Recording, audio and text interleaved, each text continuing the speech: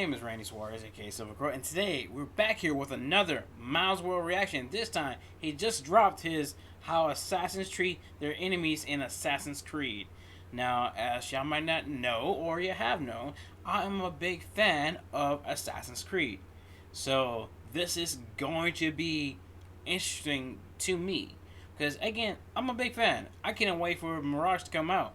I already been pre-ordered months ago. The collector's edition, because our daddy wants that statue. That being said, if you like any of this content, please like, comment, and subscribe to my channel. Comment, and subscribe to MalsWRLD as well. I will leave the link to the original video down below in the description so you can watch that uninterrupted. So, further ado, let's get started. Alright, first off, thank you again for coming and do this interview. It's just a quick little question. I want to get see where your head's at. Who do you think is the GOAT assassin? Oh, yeah, I think Altaïr's the GOAT. Why do you say that? I mean, Altaïr Hot, great assassin, very great assassin, but is he the GOAT?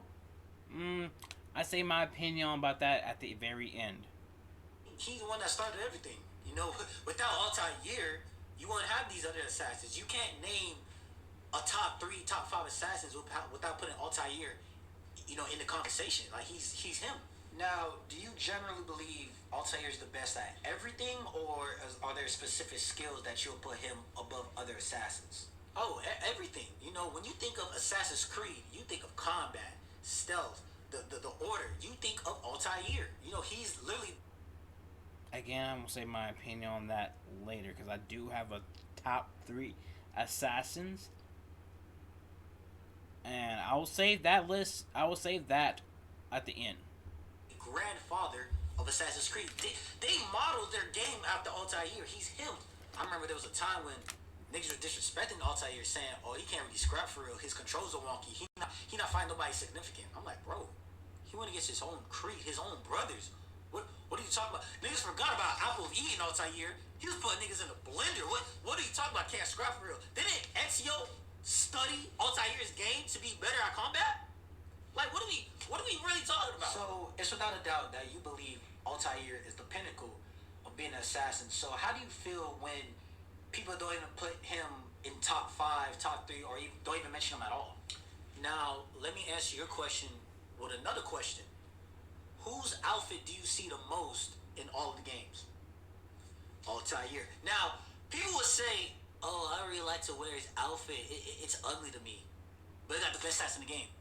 Like, it got the best. Numbers don't lie. I mean, look at Ezio. You see all them health bars he got? Guess what he was wearing? Altaïr's armor. And let's talk about Ezio, right? I remember LeBron saying, "Oh, to become the GOAT, I gotta chase the ghost," right? Who was the ghost? Michael Jordan. Guess who Ezio was chasing in Revelations? I respect. This begs the question. If it wasn't for Altaïr, where would you put Ezio in your rankings? Is that your question? He's the GOAT. He's the GOAT. All respect to Altaïr, but Ezio is the GOAT. My friends was just talking about this last. And here's the thing: when it comes to Ezio, and this is the reason why number 2 still is on my top list when it comes to Assassin's Creed games. It's the whole Ezio trilogy is number 1 in my opinion when it comes to the game for Assassin's Creed games, pretty much number 1. Because here's the thing: there's no one like Ezio. In a weird way, they're trying to recreate Ezio with Arno Dorian, and don't get me wrong, Dorian is pretty suave. But thing is, Arno Dorian had his own personality away from Ezio, which is fine. But he is not Ezio. Like, oh, bro, I think Ezio is probably like the greatest assassin. About to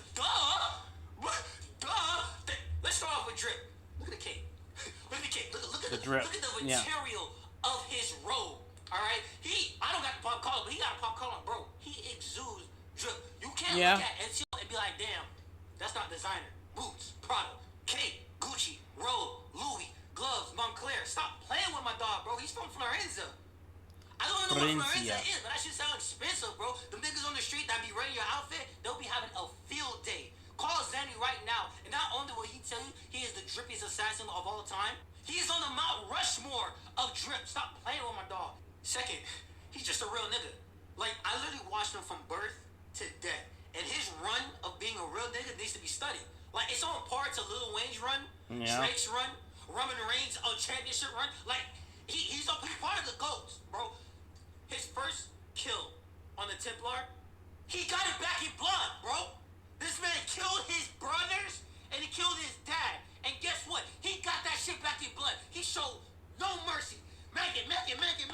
Yeah. Bitches was in the back screaming like, oh my god, who is this murdering? Ezio out of Tony Da Friente. Say my name if you want me to pull up on some Iron Man shit. That's a real nigga. He couldn't go back to the city for years. He couldn't go back to his mom and his sister for years. But he got back in blood though. That's a real nigga. That's a real nigga, bro. Do you think that messed him up though? Like, since everybody know who he was, he can't really be an assassin, right? And what that mean? See, this is why he's a GOAT. He get it by any means necessary. It don't matter if you know that he's coming. He knows that you know that he's coming. He was at his party one time. Guards everywhere, snipers everywhere. He took them all out. Shing. The target, seeing him take out a guard, he started booking it. Credit to him, he got away. If it was Altaïr, respect to Altaïr, but he would have got away. But this is Ezio we talk about. He was talking spicy to him too. Talking about, oh, you never gonna catch me, I'm out of here. Ezio was like, you right, I ain't gonna catch you. This bullet will though, blues, shot that nigga in the sternum with a hidden gun. Bro's on the ground perplexed like, damn nigga, when did you get a gun? Don't worry about that, Wrinkly-ass got to punch it. Shing! Take your dog tag as well, nigga. He's the GOAT! How did he get a hidden gun? Cause I know he didn't make it. Of course he didn't. But you never gonna guess who did though. Who? Leonardo da Vinci. The painter? Yes, the painter. Hey. Yeah. Wow. Hey, what other stuff did he... Again, also, Leonardo da Vinci, best friends of Ezio. Like, seriously, guys. Oh my god. Hey, bro, he invented the hidden gun. He made a hand glider to help him fly. While he was remaking the hidden blade, he prevented him from not losing his ring finger. And he gave him 2 hidden blades. Because he knew he had to double it. 2? Yes. 2 hidden blades. Did you know he went against a whole fleet with just his hidden blades? Like, he had a choice of a dagger and a sword. But no. Yeah, I'm going to use my fist and hidden blades. As an old man in the snow, he said, let me be moderate for a second, and went crazy. Now, unfortunately for them, they broke his hidden blade. I say them because he decides, you know what, this is getting a little too easy. Let me just replace it with a hook. I've never seen a more brutal combo. Have you seen that one scene from Transformers where Optimus Prime had his hook? Yeah. Yeah, again, he did it because he was bored. That's my goal. That's my goal. Yeah. He did all this by himself? No help? Oh, no, he did. I mean, you couldn't tell he had one-man army on pro, but yeah, he had Leonardo, like I said, Uncle Mario. Man, Wrinkly-ass got a partner, Uncle Mario. He went to Roma and started a brotherhood. I mean, like, he did it all. Like, he had a family, bro, and that's why I love him. Like, oh, yeah, for sure, and especially since losing his family members and comrades at a very young age, to see him grow a new family is very inspiring. They killed his mom. Every day, I ask myself, was there a legit reason to burn his village? And here's the thing, it wasn't the Templars' fault. Surprisingly, and this is a bit of spoilers, it was George Washington's fault. And the point that he was trying to make excuses like why they were not supposed to do that, it was already too late for that. Now, sure, Connor could kill George Washington? No. I mean, he could have, but he saw the bigger picture. But thing is, for them to burn down the forest, Charles Lee was part of George Washington battalion apparently, and he's the one who suggested to burn down the forest. Now, George Washington was the one who gave the A-OK for that. So every day I come to the conclusion that there was no reason for you to burn his village. All you had to do was go there, get what you want, and leave. You want to bully the kid? Fine, bully the kid. Show your dominance. But how about you do some fucking research on the village you plan on burning. Still stand by to this day. Connor Kenway is the most brutal assassin because for a kind boy and a young man, piss him off, you're done. In the future, because the nigga that you decide to bully is the kid of the nigga you dick ride. Charles, that's what you get, alright? And then you have the nerve to antagonize him, to egg him on. Oh, I can't wait to see you in the future. I want to see what that hate in your heart. I want to see what you will do about it. Guess what, nigga? Guess what? You created a demon. Congratulations. Congratulations, Charles. See, that's what happened. If anyone deserves Black Force energy for Assassin's Creed, definitely Connor. Because it's the point that with sheer determination and I mean sheer determination, he axed off his targets. You give dick riders powers because they do stupid shit like that, bro. Well, clearly you are upset on how things turned out, but correct me if I'm wrong. Just call him Connor. Fuck it, Connor. Connor's backstory seems almost identical to Ezio's in terms of revenge. So, is there any clear difference between the two? Difference is Ezio's a real nigga. Connor's an actual nigga. He's Native American, Indian. I'm talking about a culture where if you don't get it back in blood, you're gonna get banished. Thanks to Charles, we're not going against an assassin. We're going against a fucking hunter. His main weapon is a tomahawk. A tomahawk, bro. Listen, I don't know what kind of training he does, but it's working. All right, his parkour elite. He's going through buildings. His stamina is amazing. He's climbing trees like a monkey. No offense, like I'm not being racist, but it's just the truth. His combat brutal. He's doing human shields. He was in an actual battlefield, and we shot cannons and muskets at him. He didn't get shot once. I don't know how, but whatever. He's dual wielding and his combos.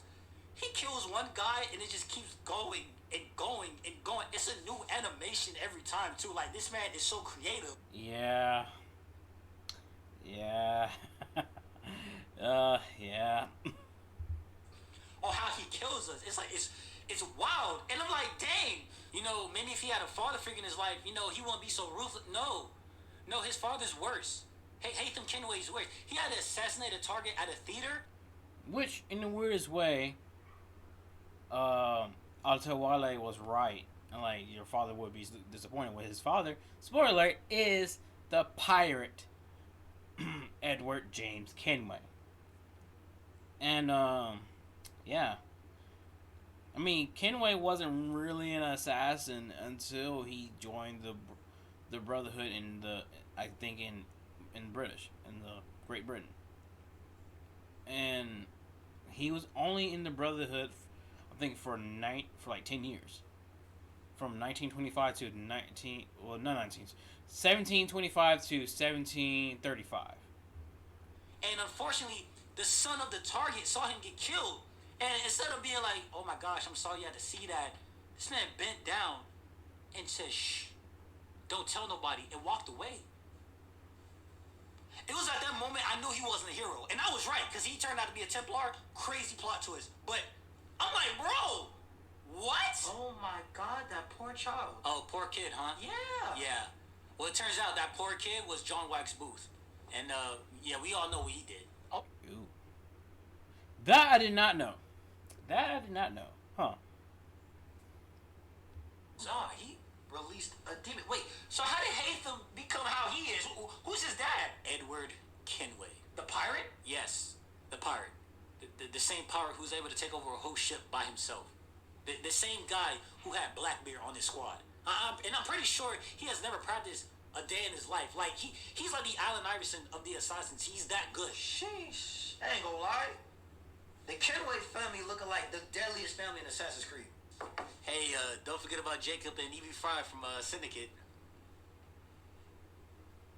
Well, look, with all due respect for Jacob and Evie Fry, and I love those two, but they're not the deadliest. If I give them this, they're very optimistic and strategized-ish when it comes to their assassinations, especially Evie. That's my cue to head out. Whoa, what do you mean about to leave? You got the other games to do. Oh, sorry. Only had time for good Assassin's Creed games. Origins and Odyssey are good games. What are you talking about? Aren't those the same games that turn Assassin's Creed into an RPG? Hey, don't knock down Assassin's Creed Origins. I'll say my thoughts to the. We only got like a few seconds. Same games that have a health bar, right? The same ones that got me fighting the same enemy for about an hour because I'm not a strong enough level. Those are the games, right, that you talk about, right? Aren't those the same games that got me turned into an actual eagle? Like, it's not even Assassin's Creed anymore. Tell me one good thing about the new Assassin's Creed. Please tell me. You get to fight gods. You get to fight gods. Really? Like, are you even trying it? You know what? It don't matter. Carl, play my outro.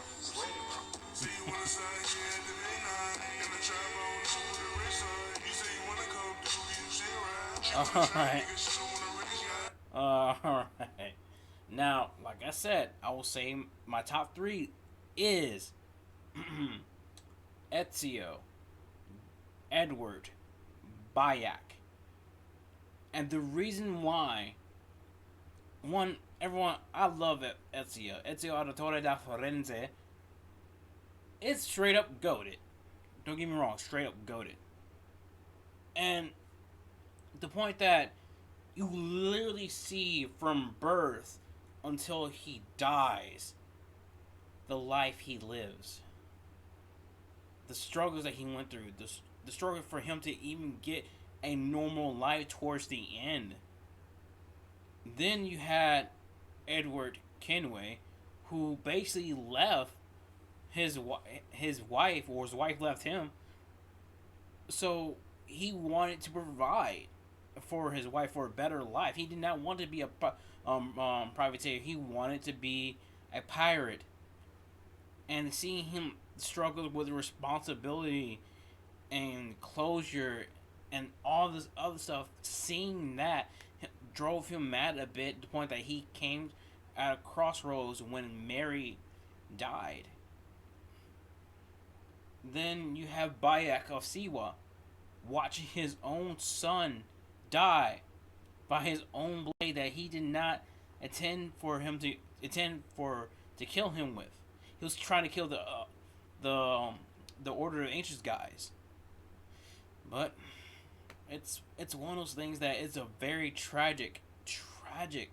It's the ones that was very always the tragediest. It will get the top spots for me due to the fact that it takes time for this, not simply just for the characters to sink into, to embrace the excuse me.